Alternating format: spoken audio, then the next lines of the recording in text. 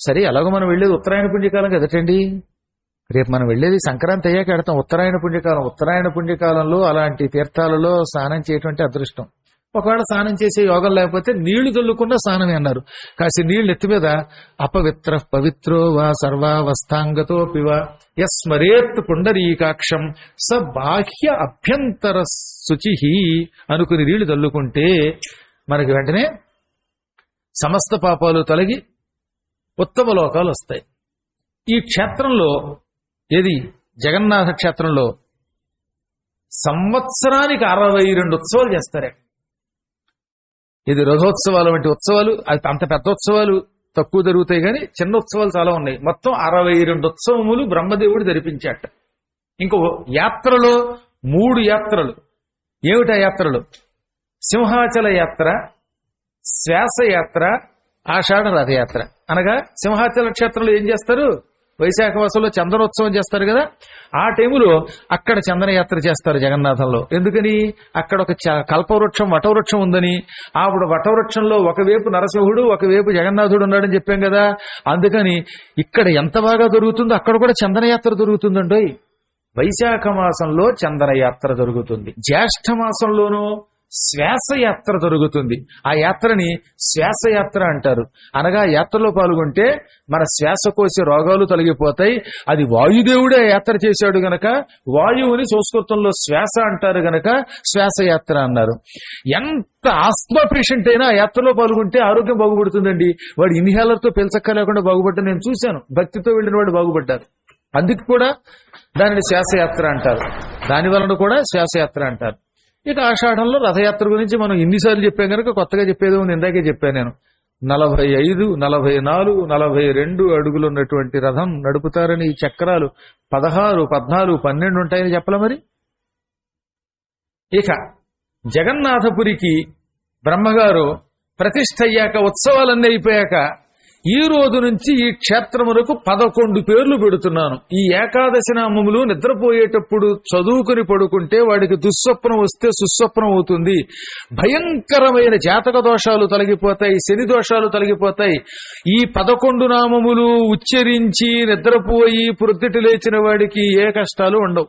ముఖ్యంగా మొగుడు పిల్లలు కొట్టుకునే వాళ్ళు ఇది గ్యారంటీగా చదివితే రాత్రి పడుకునేటప్పుడు తెల్లారేసరికి ఐకమత్యంతో ఉంటారట. భక్తితో చదువుకున్న నామాలు చెప్పండి.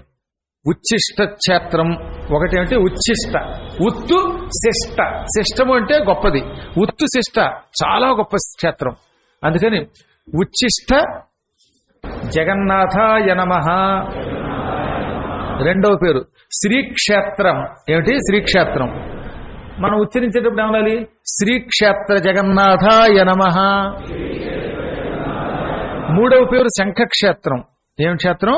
శంఖక్షేత్రం. మనం చెప్పేటప్పుడు ఏమనాలి? శంఖక్షేత్ర జగన్నాథాయ నమః. నాలుగవది పురుషోత్తమ క్షేత్రం. ఏమిటి? అందువల్ల ఉచ్చరించేటప్పుడు పురుషోత్తమ క్షేత్రనాథాయ నమః.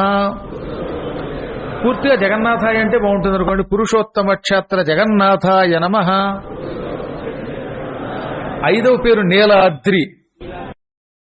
ఇప్పుడు ఉచ్చరించేటప్పుడు నీలాద్రి జగన్నాథాయ నమః. ఆరవది ఉద్యానపీఠం.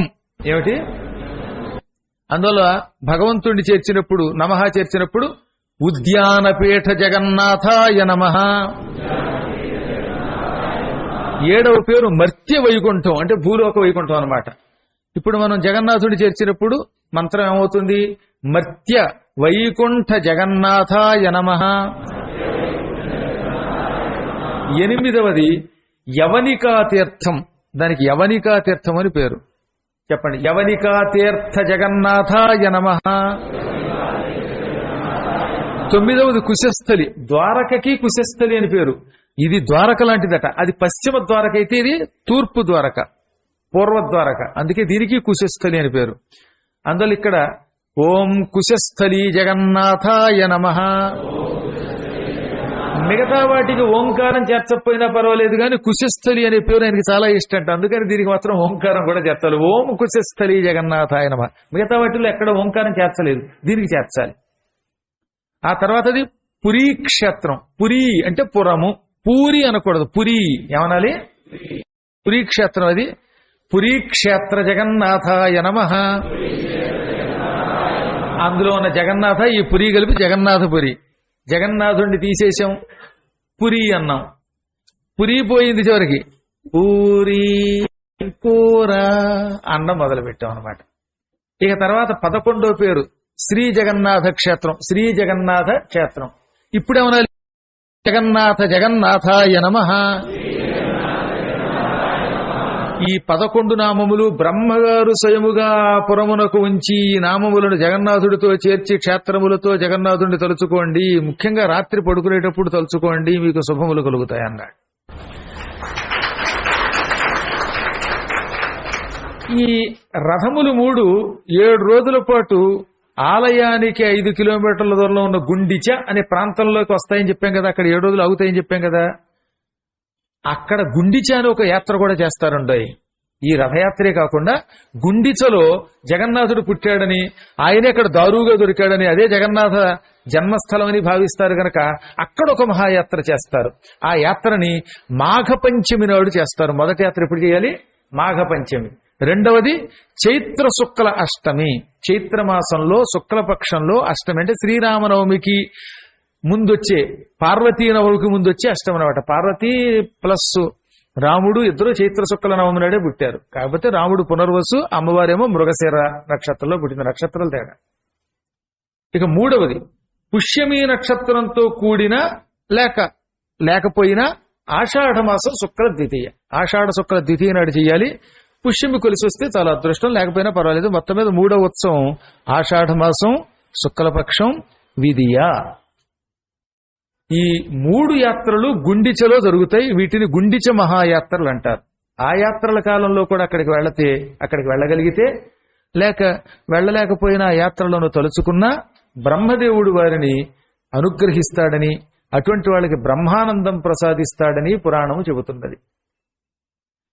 వైశాఖస్య శితే పక్షే తృతీయా అక్షసంహిత. వైశాఖస్య శుతే పక్షే తృతీయాక్షయ సంహిత. తత్ర మాం లేపయేద్ గంధలేపనైరతి శోభనైః. ప్రేతయే మమయే కుర్యుః ఉత్సహన్ మమ శాశ్వతం. చతుర్వర్గ ప్రదాహ్యేతే ప్రత్యేకం పరికీర్తితాః అని స్కాంద పురాణంలోని వైష్ణవ ఖండంలో పురుషోత్తమ క్షేత్ర మహిమలు అధ్యాయం 29లో 51, 52 శ్లోకాల్లో చెప్పారు వ్యాసుల వారు. వైశాఖ మాసము శుక్ల పక్షము తృతీయ, వైశాఖ శుక్ల తృతీయ అక్షయ సంహిత. దాన్ని అక్షయ తృతీయ అంటారు. ఏమంటారు? అక్షయ తృతీయ. ఆ రోజు భగవంతుడైన నాకు లేక నరసింహస్వామి వారికి గంధం పూసి, ఇంట్లో అరగదీసిన చందనం పూసి దానిని మీ ఒంటికి కొంచెం ధరిస్తే నేను బ్రహ్మానంద భరితుండవుతాను, వాడికి శాశ్వతమైన సుఖం ఇస్తాను. ఇది శాశ్వత ఉత్సవం కింద భావించి ఆ వ్యక్తిని నాకు ప్రీతిపాత్రుడిగా భావించి నా దగ్గరికి తీసుకుంటాను. చతుర్వర్గములు ధర్మ అర్థ కామ మోక్షములనే 4 ఇస్తాను. ఆఖరణ ముక్తి ఇచ్చి తీరుతాను అని స్వయముగా విష్ణువు ప్రతిజ్ఞ చేశాడు. ఆ అక్షయ తృతీయ నాడు ఏమేం చెయ్యాలో చెప్పారు. ఏంటో బంగారం కొనడం ఇవి ఎక్కువైపోయాయి, కానీ వీటి గురించి ఎక్కడ చెప్పలేదు. డబ్బులుంటే బంగారం కొనుక్కోవాలి, కానీ ఈ బంగారం అడ్వర్టైజ్మెంట్ అంటే కర్మ కాకపోతే సరే అదో పక్కన పెట్టండి. కానీ ఆ రోజున తప్పక నరసింహస్వామిని పూజించాలి, కృష్ణ పరమాత్మని పూజించాలి, మన ఇంట్లో గంధం అరగదీసి ఆయనకి పొయ్యాలి. ఇంకా రహస్యం తెలుసా? దాని ఆయన క్షీయతే యస్మాత్ దురితానం కదంబకం. అక్షయ తృతీయ నాడు అన్నం పెట్టాలట ఇతరులకి. పేదవాడికి కాని, బాగా చదువుకున్న పండితుడికి కాని, పురాణాలు చెప్పేవారికి కాని భోజనం పెట్టాలి. భోజన దానం వల్ల మహాపాపములు, బ్రహ్మహత్యాది పాపములు కూడా తొలగిపోతాయి. అసలు దానము వల్ల తొలగినన్ని పాపములు దేని వల్ల తొలగవు. స్వయముగా 39వ శ్లోకంలో విష్ణువు చెప్పాడు, దానేన దానము వలన క్షీయతే దురితానాం కదంబకం. కదంబకం అంటే సమూహం. దురితానాం కదంబకం పాపముల సమూహం, పాప రాశి దానం వల్ల తొలగిపోతాయి. అందుకే పూర్వకాలంలో మా బోటి వాళ్ళ పీఠాల దగ్గరికి వెళ్ళి ఏమండి ఈ పూట మా పేరు మీదుగా, లేకపోతే మా ఆవిడ పేరు మీదుగా, మా ఆయన పేరు మీదుగా, లేకపోతే మా కొడుకు పేరు మీదుగా, తాత పేరు మీదుగా అన్నదానం చేయండి అని చెప్పేవారట. అన్నదానం అక్కడ జరిగిందంటే అనేక జన్మల మహా పాప సమూహములు అగ్నిలో పడినటువంటి దూది కాలిబూడిదైనట్టుగా కాలిబూడిదైపోతాయట మహాపాపాలు. కర్పూరం ఉందండి, మనకి ఇక్కడ హారతి కర్పూరం అట్లా ఆఖరణ కర్పూరం వెలిగిస్తే ఎంతసేపు ఉంటుంది? చక చక చక చక అది కరిగిపోతుంది. హారతి కర్పూరంలో ఆరిపోయిందంటారు. జాగ్రత్తలు లేనివాడు ఆస్తి ఏమవుతుంది? కర్పూరంలో హరించుకుపోయిందనేవారు. ఎప్పుడు ఇళ్లలో దీపాలు గట్టగా, ఎప్పుడు ఏం పట్టించుకోక నీళ్లు వదిలేసి డబ్బులు ఇష్టం ఖర్చు పెడితే హారతి కర్పూరంలో ఐశ్వర్యాలు వెళ్ళిపోతున్నాయి. అవునా? అలా హారతి కర్పూరం ఎంత వేగంగా కరిగిపోతుందో ఆలోచించండి. అలా పాపాలు కరిగిపోతాయట అన్నదానం చేస్తే. ఇక్కడ ఇంకో రహస్యం చెప్పారు. ఈ చందనం స్వామికి పూజ చేస్తే ఆస్తి తిరిగి వచ్చేస్తుంది. ఎప్పటికీ మీ ఆస్తి చెక్కు చెదరదు. అక్షయ తృతీయ నాడు కొంచెం గంధం అరగదీయండి. అరగదీసి కృష్ణ పరమాత్ముడి విగ్రహమునకో నరసింహస్వామి విగ్రహానికో మీ ఇంట్లో పూజ చేయండి, పూత పొయ్యండి. అదృష్టం బాగుండి మీకే ఒక గుడి ఉంటే మీ గుడిలో ఉన్న పరమాత్మునికి పొయ్యండి. విష్ణుమూర్తికి అక్షయ తృతీయ నాడు అరగదీసిన గంధం పూస్తే ఎన్ని తరములైనా మీ తరంలో వాళ్ళకి ఆస్తి చెక్కు చెదరకుండా పెడుతుంది. వాళ్ళు ఐశ్వర్యవంతులు అవుతూనే ఉంటారు. గంధం వల్ల పాపాలు పోయి ఐశ్వర్యం పెరుగుతుంది. ఈ విధముగా ఈ కథ అంతా చెప్పి తదనంతరం ఇంద్రజమునుడికి విష్ణుమూర్తి వైకుంఠం ఇచ్చాడు. బ్రహ్మాది దేవతలు తమ లోకాలకి తాము వెళ్ళిపోయారు. ఇంద్రజమునుడు, ఆయన భార్య, ఆయనతో కూడా ఉన్న వాళ్ళందరూ కూడా ముక్తి పొందేశారటండి. మాట్లా జగన్నాథుడిని ప్రతిష్ఠించడం, ఉత్సవాలు చేయటం, ఇన్ని పుణ్యాలు చేశాక, దాన ధర్మాలు చేశాక ముక్తి రాకుండా ఉంటుందా? వాళ్ళు కొంతకాలం వైకుంఠంలో ఉండి మళ్లీ కొన్ని కారణముల చేత విష్ణుమూర్తి ఆజ్ఞ చేత మళ్లీ భూలోకానికి వచ్చాడు ఇంద్రజమునుడు. ద్రవిడ దేశాన్ని పరిపాలించాడు. తర్వాత వైరాగ్యం పొందాడు. మలయ పర్వతానికి వెళ్ళాడు. అక్కడ తపస్సు చేస్తూ ఉండగా అగస్త్యుని శాపం వల్ల ఏనుగయ్యాడు. ఏనుగయిన తర్వాత మళ్లీ శ్రీ మహావిష్ణువు మొసలిని చంపి ఈ గజరాజును రక్షించాడు. ఇక అక్కడితో ఆయనకి శాశ్వత ముక్తి వచ్చింది. ఇక మళ్లీ భూమి మీదకి రాకుండా ఉండిపోయాడు. ఆయన ఎప్పుడు కావాలంటే ఇప్పుడు స్వర్గానికి వెళ్ళగలడు, మళ్లీ భూమికి రాగలడు, మళ్లీ వైకుంఠానికి వెళ్ళగలడు. ఈ కల్పాంతం శ్వేతవరాహ కల్పం పూర్తయ్యాక ఇక ఆ తర్వాత మాత్రం ఆయన రాడు. ఆయన పేరు మీద కొత్తవాడు ఇంద్రజమునుడు అనేవాడు పుడతాడు తప్ప ఈ ఇంద్రజమునుడికి వైకుంఠంలోనే ఉంటాడు. ఇది పరమ పవిత్రమైన స్కాంద పురాణంలోని వైష్ణవ ఖండంలో పురుషోత్తమ క్షేత్ర మహిమ. ఈ అపూర్వ మహిమని శ్రద్ధాసక్తులతో విన్నటువంటి వాళ్ళకి సకల శుభాలు కలుగుతాయి. వారు భూలోకంలో ఉండగానే బ్రహ్మానందం పొందుతారు. సర్వపాపాలు ముందు ప్రక్షాళన అవుతాయి. పాప ప్రక్షాళన అయితే చాలా అన్ని శుభాలు కలుగుతాయి కనుక బోలో పురుషోత్తమ జగన్నాథ మహారాజుకి. ఇక ఇక్కడి నుంచి బదరికాశ్రమ మహాత్మ్యం మొదలవుతుంది. సౌనకాది మహర్షులు మళ్లీ సూతుణ్ణి ఈ వైష్ణవ ఖండం బ్రహ్మానందంగా ఉంది, ఇప్పుడు మేము బదరీ మహిమ తెలుసుకోవాలని కోరుతున్నాం, దాని గురించి చెప్పమని అడిగారు. అప్పుడు ఆయన చెప్పాడు, ఒకప్పుడు కుమారస్వామి వారికి ఈ పురాణములు వినాలనే కోరిక కలిగిందిట. ఆయన వెంటనే కైలాసానికి వెళ్ళాడు. ఈయన వెళ్లే సమయానికి పార్వతీదేవి భర్త గారికి తాంబూలం ఇచ్చింది. కొంచెం జాగ్రత్తగా వినండి. ఏమిచ్చింది? తాంబూలం. భగవంతుడు కూడా మనలాగే అప్పుడప్పుడు సరదా కోసం మానవుడు తాంబూలం వేసుకున్నట్టుగా ఆయన వేసుకుంటాట, నటిస్తూ ఉంటాట. ఆయనకి తాంబూలం లేదు, భోజనము లేదు, కానీ మానవుల్లాగా ప్రవర్తిస్తాడు. పార్వతీదేవి పచ్చకర్పూరం, యాలకలు, లవంగాలు, ముత్యాల భస్మం అన్నీ వేసిన లేత తమలపాకులతో కూర్చిన మంచి తాంబూలం గానీ నోట్లో వేసుకుని నీ కోసం తింటానని అని నవిలాడు. కొంచెం నోరు ఎరుపెక్కింది. ఎక్కువ సున్నం వేయలేదురండి ఆవిడ. మళ్ళీ ఆయనకి నాలిక పొక్కితే పురాణాలు చెప్పలేడు, అందుకని తక్కువ సున్నం వేసిందిట. ఈయన నవ్వులుతూ ఉండగా, స్వామి, ఈ భూలోకంలో నది, కొండ గుహలు, మంచి చల్లని వాతావరణము, పవిత్రమైన వనము ఇవన్నీ ఉండి మహాద్భుతమైన దివ్యస్థలంగా ప్రసిద్ధికెక్కిన తీర్థమేమున్నది? ఒకే చోట ఏముండాలి? నది ఉండాలి, పక్కనే కొండ గుహలు ఉండాలి, ఆ ప్రాంతం పూర్తిగా మంచుతో కప్పబడినదై ఉండాలి, ఆ ప్రాంతంలో అడుగు పెడితే సిద్ధపురుషులు కూడా సిద్ధులు అవ్వాలి, తపస్సుకి అది పనికిరావాలి, అది దివ్య స్థలం అవ్వాలి, అక్కడ వనం ఉండాలి, ఆ వనానికి ఉన్నటువంటి ఫలాలు అమృతంలో ఉండాలి, అక్కడ దేవతలు మనం కూడా ఇష్టపడి ఉండాలి. ఇటువంటి క్షేత్రం ఏదైనా ఉన్నదా అని అడిగింది. అనగానే ఆయన అన్నాడు, నువ్వు ఇప్పుడు నన్ను అడుగుతున్న ప్రశ్నలు అడగడానికి మన అబ్బాయి, చిన్న అబ్బాయి వచ్చాడు, కుమారస్వామి స్కందుడు. ఆయన గుమ్మం దగ్గర ఉన్నాడు. కాసేపట్లో నేను లోపలికి రావచ్చా నాన్నగారు అని నందీశ్వరుడు ద్వారా కబురు పెడతాడు. ఆయన వచ్చాక ఆయనకి నీకు ఒకేసారి చెప్తాను, ఎందుకంటే విడివిడిగా పురాణం చెప్పాలంటే కష్టం. మళ్ళీ ఇక్కడ నాగోలు వాళ్ళకి చెప్పి మళ్ళీ ఇదే పురాణం మళ్ళీ కూడా చెప్పాలంటే 2 సార్లు కష్టం కాదు, డబుల్ వర్క్ కాదా. అందువల్ల కుమారుడికి నీకు కలిపి చెబుతాను.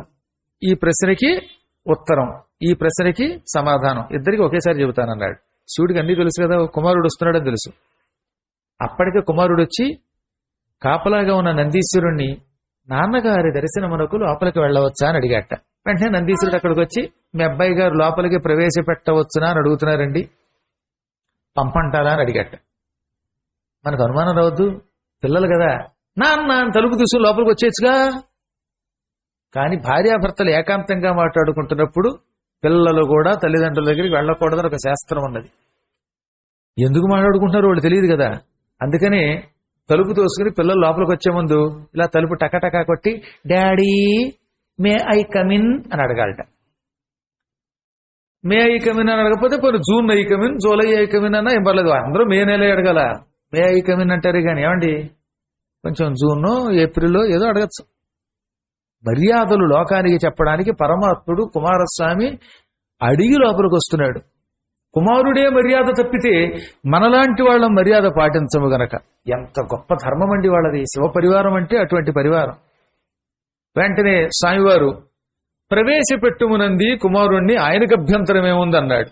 అనగానే ఈయన వచ్చాడు. కుమారుడు లోపలికి వచ్చేలోపు ఈయన ఏం చేశాడు తెలుసా, అప్పటి వరకు పార్వతి పక్కన కూర్చున్నవాడు పార్వతిని వేరే ఆసనం మీద కూర్చోబెట్టి లేచి గంగాజలం ఎక్కడుంది, ఆయన నెత్తి మీద ఉందిగా, అందుకని గంగా అన్నట్ట. ఆ గంగ నెత్తి మీద వచ్చి నోట్లోకి వచ్చింది. నోట్లో కాస్త గంగ పోసుకుని పుక్కిలించి ఉమ్మేట. భార్య దగ్గర ఉన్నప్పుడు తాంబూలం నవ్వులుతూ మాట్లాడవచ్చు. పిల్లలతోటి, గురువులతోటి, మహాత్ములతోటి నోట్లో తాంబూలం ఉండగా మాట్లాడకూడదు. నోట్లో దరిద్రం మేకల నవ్విలేయడం ఈ మధ్యన పైల నోటే వాడేం మాట్లాడతాడో తెలీదు. గడ్డి స్కాములు ఇరుక్కున్నాడు వాడు, దరిద్రుడు వాడు. వాడు మూతి ఎప్పుడు ఇలాగ ఉంటుంది, ఎప్పుడు కిళ్ళిన వాళ్ళమే. నవ్వుతే జబ్ తక్ రహేగా బీహార్ మే ఆలు తబ్ తక్ రహేగా లాలు అంటాడు. బీహార్లో ఆలు అక్కడే ఉంది, సమోసాలో లాలు అక్కడే ఉంది. ఆలు ఉంది కానీ లాలు లేడు. వాడు పెద్ద జోకరు, వాడు గడ్డి స్కాములు ఇరుక్కున్నాడు అండి వాడు. లాలూ ప్రసాద్ లాంటి వాడు, కుంభకోణం చేసినటువంటి వాళ్ళు చాలా అరుదుగా ఉంటారు. భగవంతుడు నేను నాటికి శిక్ష వేశారు, కాస్త జైల్లో కూర్చున్నట్టు శ్రీకృష్ణ జన్మస్థానంలో కూర్చున్నాడు అండి. ఆ మధ్యన ఒక సన్యాసి గారిని జైల్లో పెట్టారు. పాప ఆయన సన్యాసి, అమాయకుడు, ఏమీ తెలియదు ఆయనకి. ఆ పక్కనున్న ఖైదీలు ఇదేమిటండి సన్యాసులు మిమ్మల్ని జైల్లోకి ఎందుకు తీసుకొచ్చారు అని అడిగారు. నాకేం తెలుసు నాయనా, పద్మాకర్ గారి పురాణం విని తీర్థయాత్రకు బయలుదేరాను. అలా బయలుదేరుతూ ఇలాంటి ఒక కొంటాయన్ని, ఏమండి శ్రీకృష్ణ జన్మస్థానం అనేటటువంటి తీర్థయాత్ర ఎక్కడుందని అడిగాట. ఆ యాత్రకు ఎలా వెళ్ళాలని అడిగాట. ఆ యాత్రకు వెళ్ళడానికి డబ్బులు ఖర్చు పెట్టక్కర్లేదండి, పక్కవాడి జేబులో చేయట్టండి, మిమ్మల్ని తీసుకెడతారండి అన్నారట. అందుకే నేను సిటీ బస్ ఎక్కి పక్కవాడి జేబులో ఏ సుధాకర్ రెడ్డి గారి జేబులోనే చేయట్టాడు. వెంటనే ఆయన దొంగ అన్నాడు, పోలీసులు పట్టుకెళ్ళి జైల్లో వేశారట. ఇదేంటండి శ్రీకృష్ణ జన్మస్థానం అనే తీర్థయాత్రకు ఎలా వెళ్లాలంటే పక్కవాడి జేబులో చేయబెట్టమని ఆయన సలహా ఇచ్చాడు, జైలు నన్ను పట్టుకు ఇందులో పెట్టారన్నట్ట. కాబట్టి శ్రీకృష్ణ జన్మస్థానం అనేటటువంటి యాత్రకు వెళ్ళాలంటే మనం డబ్బులు ఖర్చు పెట్టక్కర్లా, పక్కవాడి డబ్బులు కొట్టేస్తే చాలు, మన పోలీసు మామయ్యలు తీసుకెళ్లి అందులో పెడతారు. ఆ తీర్థయాత్రకు అలా వెళ్ళాలన్నమాట. అలా పాప అందులోకి వెళ్ళాడు. వాడు భలే జోకరండి బాబు, పిచ్చివాగుడు తెగవాగేవాడు అనమాట. జబ్ తక్ రహేగా సమోసా మే ఆలు తబ్ తక్ రహేగా బీహార్ మే లాలు అన్నాడు. పాపం సమోసాలు ఆలు ఉన్నంతకాలం బీహార్లో లాలు అన్నాడు. కానీ ఆలు అలాగే ఉంది, ఈయన మాత్రం వెళ్ళి లోపల సోలిపోయాడు. వాడు ఎప్పుడు చూసాను, రోడ్డు చూసారు మీరు, ఆ మాట్లాడు పార్లమెంట్ లో కూడా నవ్వడమే. ఏంటో ఇలాంటి వాళ్ళని తీసుకెళ్లి పార్లమెంట్ లో పెట్టడం అంటే వ్యసనపరులు, అలాగా తప్పు కొన్ని చోట్ల ఉండకూడదు. మరి మనకి పార్లమెంట్ అంటే ఒక దేవాలయం కదటండి. భూలోకంలో మనం ఓట్లు వేసి నెగ్గించామంటే వాళ్ళు వెళ్ళి అక్కడ జాగ్రత్తగా ప్రవర్తించాలి. మరి భగవంతుడు మంచి మార్గం ప్రజలందరికీ ఇవ్వాలని కోరుకుందాం, అంతకుమించి మనం చేయగలిగేదే ఉంది. కానీ ఎక్కువగా కొన్ని చోట్ల అక్కడ ఈ ఉత్తర భారత్ యాత్రకు పెడుతూ ఉంటాం కదా గొళ్ళల్లో, వాడు నవ్వులుతూనే ఉంటాడు అనమాట. వీళ్ళ నోట్ల గోత్రవతాయి అంటాడు. గోత్రవతాయి అనే లోపు మన ముఖం మీద ఏదో హోలీ పండుగ నాడు రంగు కొట్టినట్టు పడిపోతుందన్నమాట. ఆ కిళ్ళీ రసం అడిలిపోతుంది ప్రాణం. నాయన నేను నా గోత్రం నేనే చెప్పుకుంటాను రా బాబు, నువ్వు నోరు ఊసుకోరా అనాల్సి వస్తుంది అనమాట. తప్పవి దేవాలయంలో కిళ్ళీ నవ్వులతో పూజ చేయకూడదు. ఏదో అమాయకుడు చేశాడంటే అర్థం అది. అక్కడ అర్చనా స్థానం, అర్చక స్థానంలో ఉండి ఎలా పనిచేస్తే ఎలాగ మరి? భగవంతుడు ఏం చెప్పాడు మనకి నియమాలు? దేవాలయములలో ఉన్నప్పుడు, గురువులతో మాట్లాడేటప్పుడు, పిల్లలతో మాట్లాడేటప్పుడు, ఘనకార్యాలు చేసేటప్పుడు, వేదములు చదువుతున్నప్పుడు, వేదాలు చదువుతున్నప్పుడు కూడా నండి, పురాణములు చదువుతున్నప్పుడు కిళ్ళి నవ్వులుతూ ఆ పిచ్చి పనులు చేయకూడదు. పరమాత్ముడు, పరమేశ్వరుడు, ఆయనకి విధి నిషేధాలు లేవు. విషం కూడా తాగి కంఠంలో పెట్టుకున్నవాడు. అయినా ఇప్పుడు కుమారుడికి ధర్మ సందేహం తీర్చాలి. పైగా చెప్పేది పురాణం, స్కాంద పురాణం. స్కందుడికి చెబుతున్న పురాణం కాబట్టి స్కాందం, స్కాందుడి ఇతరులకి చెబుతాడు కాబట్టి కూడా స్కాంద పురాణం. ఇటువంటి పురాణం చెబుతున్నప్పుడు కిళ్ళి ఉండకూడదు గనక గంగ నోట్లో పూసుకుని పుక్కిలించి ఉమ్మేశాట. తెనాలి రామకృష్ణుడు పాండురంగ మహాత్మ్యంలో దీన్ని రాస్తాడండి, పద్య రూపంలో అద్భుతంగా రాశాడు. అప్పటి వరకు ఉన్నవాడు లేచి కిళ్ళి ఉమ్మి నీళ్లు నోట్లో పూసుకుని పుక్కిలించి ఉమ్మెట్ట. చాలా అద్భుతంగా ఉంటుందండి అసలు తెనాలి రామకృష్ణుడి కవిత్వం, ఆ పాండిత్యం ఎంత బాగుంటాయో. సరస్వతీదేవి అలా కళ్ళ ముందు కట్టేలా రాస్తాడని పద్యాలు. ఈ పాండురంగ మహాత్మ్యం కూడా ఇందులోదే. తెలుసుగా మీకు ఆ విషయం? పాండురంగ మహాత్మ్యం అంటే స్కాంద పురాణంలోది. ఆ స్కాంద పురాణంలో ఉన్నటువంటి కథను ఆయన రాశాడు. రాస్తున్నప్పుడు తిరుమల దేవ మహారాయులని ఒక ఆయన ఉన్నాడు. ఆయన దగ్గర మంత్రి గారు ఉన్నారు. ఆ మంత్రి గారి పేరు విరూరి వేదాద్రి మంత్రి. విరూరి వేదాద్రి మంత్రి. అద్రి అన్న వేదాచలం అని ఒకటే గనక ఓ చోట వేదాద్రి, ఓ చోట వేదాచలం అంటాడు. యాదాచలం అన్నా, యాదగిరి అన్నా, యాదాద్రి అన్నా కొండ అదే కదా మరి. అలాగా ఆ వేదాద్రి మంత్రి గారు, నువ్వు పాండురంగ మహాత్మ్యం అనే కావ్యము రాయి అని చేతిలో తాంబూలం పెట్టాట. తాంబూలం చేతిలో పెట్టి ఓ పని చేయమని అడగాలన్నమాట. ఆ తాంబూలంలో చక్కని లేత తమలపాకులు, అద్భుతమైన వక్కలు ఇవన్నీ పెట్టాడు. దక్షిణ కూడా పెట్టాట. ఆ తాంబూలాన్ని వర్ణిస్తాడండి అసలైన. అది కవిత్వం అంటే.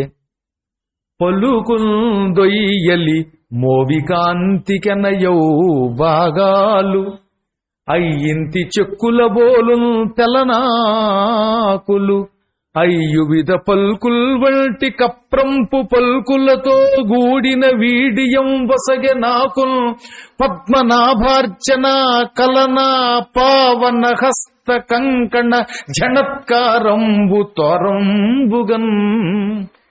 ఒక్కసారి ఆవహించేసింది సరస్వతి ఆయన అనమాట. ఆయన మొదట్లో మెల్లిగా ఎత్తుకున్నాడు. భాగాలు అంటే వక్కలు. ఆ వక్కలు ఎలా ఉన్నాయిట? సరస్వతీదేవి పెదవులు, ఆవిడ ఈ పెదవులు ఎంత ఎర్రగా ఉంటాయి అంత అందంగా ఉన్నాయట వక్కలు. వక్కలు కూడా పెదవుల్లో ఉన్నాయన్నాడు ఆయన.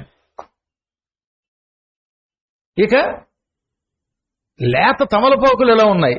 ఆ ఇంతి చెక్కుల బోలు తెలనాకులు. సరస్వతీదేవి చెక్కిళ్ళు ఎలా ఉంటాయి చెప్పండి? మృదువుగా, కోమలంగా, తళతళ తెల్లగా మెరిసిపోతాయి. అంత అందంగా ఉన్న ఆకులట. తమలపాకులు చూస్తే సరస్వతి యొక్క చెక్కిళ్ళు బుగ్గల్లో ఉన్నాయట. వక్కలేమో పెదవుల్లో ఉన్నాయట, ఆకులేమో చెక్కిళ్లలో ఉన్నాయట. ఇంక అందులో పచ్చకర్పూరం వేశారు. ఎప్పుడు తమలపాకుల్లో తాంబూలంలో పచ్చకర్పూరం వేస్తారు. ఇప్పుడంతా సున్నాలు అవి వేస్తున్నారు, కానీ అప్పట్లో పచ్చకర్పూరం గ్యారంటీగా వేసేవారు. కొంచెం పచ్చకర్పూరం వేయాలి. ఆ పచ్చకర్పూరపు పలుకులు ఎలా ఉన్నాయట? ఆవిడ పలుకుల్లో ఉన్నాయట. కర్పూరపు పలుకులు ఆవిడ పలుకులు. ఆవిడ మాట్లాడితే ఎలా ఉందో అలాంటి పలుకులు అందులో వేశాడు. అందుకే ఆ తాంబూలం తీసుకోగానే నాకు ఇంత గొప్ప పలుకులు వచ్చాయన్నాడు ఆయన. అటువంటి వీడియం అంటే ఆ తాంబూలం నాకు ఇచ్చాడు. ఆ ఇచ్చిన తాంబూలం కూడా ఎలా ఇచ్చాట? ఏదో పిచ్చి చేత్తో ఇవ్వాల. పద్మనాభార్చన కలనా పావన హస్త కంకణ జనత్కారంబు తోరంబుగన్. నిరంతరం పద్మనాభుణ్ణి అర్చించే చెయ్యది. ఆయన ఆ చేతితో, కుడి చేతితో రోజు విష్ణువుని పూజిస్తాడు. అలా అర్చన చేయటం వల్ల పవిత్రమైపోయిన చెయ్యి. ఆ పవిత్రమైన చేతికి కంకణములు ఉన్నాయి. ఇక్కడ నుంచి ఇక్కడ దాకా కంకణాలు ఉన్నాయి. ఏదో గురువు గారికి చచ్చేది ఎప్పుడో ఒకప్పుడు ఒకడు వేసాడు కంకణం. అలా కాకుండా ఇక్కడ నుంచి ఇక్కడ దాకా ఆయనకి అన్ని కంకణాలు వేశారట. ఆ కంకణములు ఈ వెనక్కి ముందుకి కదులుతూ ఠింగ్ ఠింగ్ అని ఒక అద్భుతమైన జనత్కారం చేస్తాయన్నమాట. గాజులు గలగల్లాగే మగవాళ్ళ చేతులకు ఉన్నటువంటి కంకణములు కూడా చేతులు కదిలినప్పుడు శబ్దం చేస్తాయి. అలాంటి పవిత్ర హస్త కంకణ జనత్కారం శబ్దము ఎక్కువైపోతూ ఉండగా ఇచ్చాడన్నాడు ఆయన. అంత పవిత్రపు చేతితో నాకు పవిత్రమైన తాంబూలం ఇచ్చాడు. ఆ తాంబూలం పుచ్చుకుని నేను పాండురంగ మహాత్మ్యం రాశానన్నాడు ఆయన. పద్యాలు ఒక్కొక్క పద్యానికి అర్థం చెబుతూ ఉంటే మధురంగా ఉండవు. మరి ఎందుకు చెప్పాను ఇదంతా? ఆయన ఈ ఘట్టాన్ని అద్భుతంగా రాశాడు. శివుడు పార్వతి సంభాషిస్తూ ఉంటే కుమారుడు రావడం, వెంటనే ఈయన తాంబూలం ఉమ్మడం, తర్వాత పౌరాణిక ఆసనం మీద కూర్చున్నప్పుడు. ఉత్తప్పుడైతే మూడు పిల్లలు పక్క పక్కనే కూర్చోవాలి, ధర్మం ప్రకారం అర్ధనారీశ్వరులు పక్క పక్కన కూర్చోవాలి. కానీ ఇప్పుడు ఆవిడ ధర్మ సందేహాలు అడిగింది, సందేహాలు తీర్చుకోవాలి. కొడుకు కూడా సందేహాలు అడిగి ఆ సందేహాలకు సమాధానం వినాలి. వినేవాడు ఎప్పుడూ కూడా కింద కూర్చోవాలి, చెప్పేవాడు కొంచెం ఎత్తు స్థానంలో ఉన్నతాసనంలో కూర్చోవాలి. ఎంత గొప్ప భార్య అయినా సరే భర్త గారు పురాణం చెబుతున్నప్పుడు వినాలనుకుంటే మాత్రం ఎదురుగుండా కూర్చోవాలట. పక్కన కూర్చుని నిద్రపోవాలనుకుంటే కూర్చోవచ్చు, పర్వాలేదు. కాబట్టి ఆవిడ ఎదురుగుండా కూర్చుంది. స్వామివారు కుమారస్వామి అక్కడ కూర్చుని ఇదే ప్రశ్న వేశాడు. అప్పుడు ఆయన సమాధానం చెప్పాడు.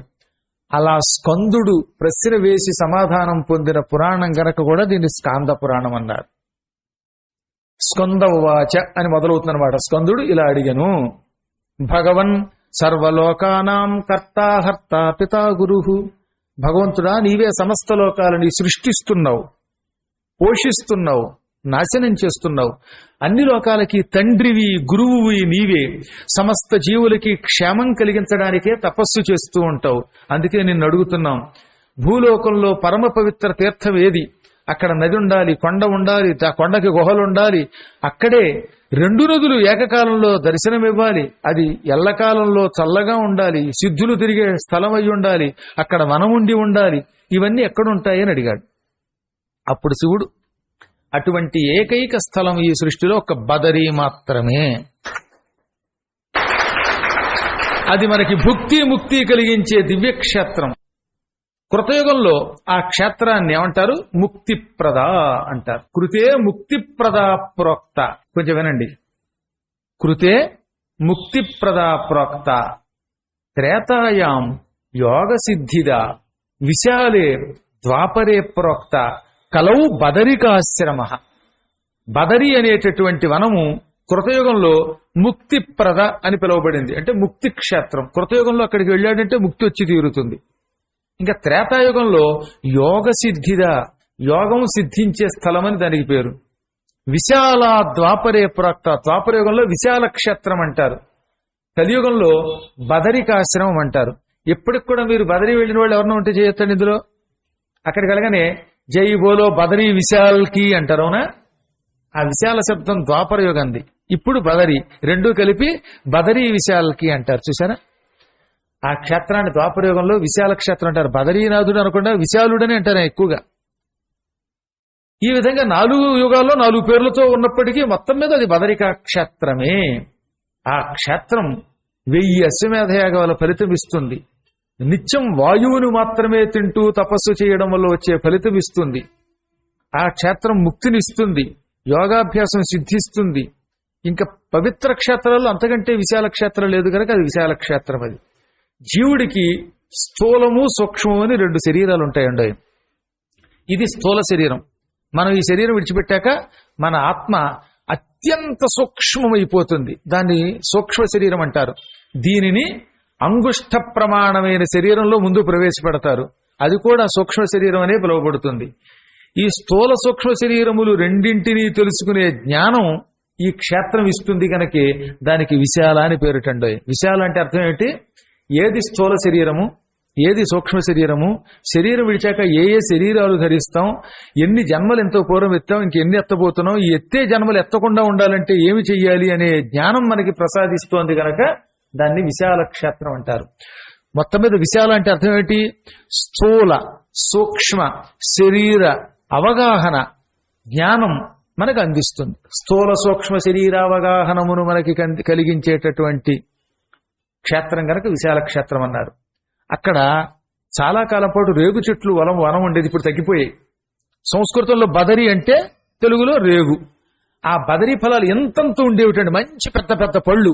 ఈ పళ్ళు పండి బాగా ముగ్గిపోయి అందులోంచి రసం కారేదట. సాధారణంగా రేగు పళ్ళ రసం అంత ఎక్కువగా కారదు, బాగా నొక్కితే అందులోంచి రసం వస్తుంది. కానీ అక్కడ ఎవరు నొక్కకుండానే ఆ బదరీ పళ్ళలోంచి రసం కిందకి ప్రవహించేదిట. అందువల్ల ఏమైంది, దానికి బదరీ అని పేరు వచ్చేదిట. అమృత రసం అక్కడ బదరీ చెట్ల నుంచి రావడం వల్ల. అమృతం స్రవతే యాహి బదరీతరు యోగతః. అమృతం వంటి బదరీ ఫలాల రసం, రేగుపళ్ల రసం అక్కడ ప్రవహించటం వల్ల బదరికాశ్రమము అని దానికి పేరు. నిరంతరం విష్ణుమూర్తి అక్కడ ఉంటాడు. విష్ణుమూర్తి ఉన్న చోట శివుడు ఉంటాడు. ఆ ఇద్దరు ఉన్న చోట బ్రహ్మ ఉంటారు. అక్కడ మహానుభావులైన ఋషులు తపస్సు చేస్తూ ఉంటారు. అక్కడ ఒకేసారి 2 నదులు కనపడతాయి బదరికా క్షేత్రం దగ్గర. ఒకటి సరస్వతి, మరొకటి గంగానది. అలకనంద అనే పేరుతోటి కనపడుతుంది.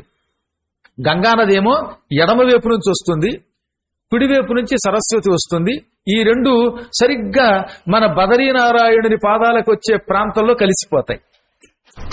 ఆ 2 ఐకమత్యం అయిపోతాయి. ఇంకా అక్కడి నుంచి మనకి సరస్వతి అంతర్వాహిని తప్ప అక్కడ కనపడకుండా పోతుంది అనమాట. పూర్వం తర్వాత మళ్ళీ కనపడేది కురుక్షేత్రంలో. అక్కడ ఇప్పుడు కురుక్షేత్రంలో కూడా నది ఉంటుంది, నీళ్లు ఉండవు, అడుగును ఉంటుంది. అది అంతర్వాహిని అనమాట. కురుక్షేత్రంలో సరస్వతి అనేది అద్భుతంగా ఉండేదండి ఒకప్పుడు. అది కనపడకుండా పోయిందట కలియుగ దురదృష్టవశాత్తు, శాపవశాత్తు. ఆ ప్రాంతం అతి పవిత్రమైనది.